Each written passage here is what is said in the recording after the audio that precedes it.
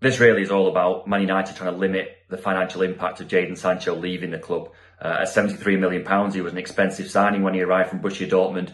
He's also on a massive contract that will run until 2026. So United have invested an awful lot of money in Jadon Sancho. And at the moment, his situation at Old Trafford is dire.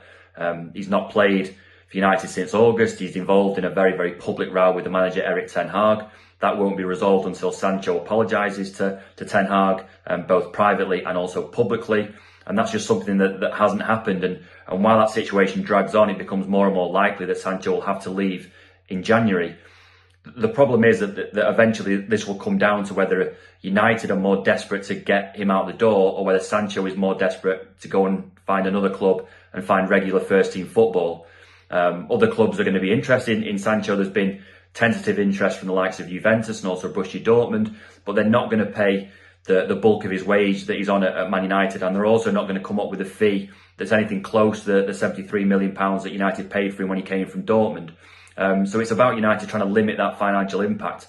Their hope is that if he does have to leave in January, that they'll find a club who are willing to take on the bulk of his wages. Obviously, Man United don't want to be paying him to play for someone else. And if it is going to be a permanent transfer, which is less likely in January, they want to find a club who are willing to pay a fee that reflects something close to his market value. The problem is that in January in particular, and also when you've got a situation with a player like the one Jadon Sancho is in at Man United, when not only is he not playing, that he's not even training with the first team squad, he's not eating or even changing with the first team squad, that it's very, very difficult to get those players out the door in a deal that suits you. So this will be about United trying to limit the financial impact that this could have. If they can recoup any kind of money at all for Jadon Sancho, they'll be very, very happy.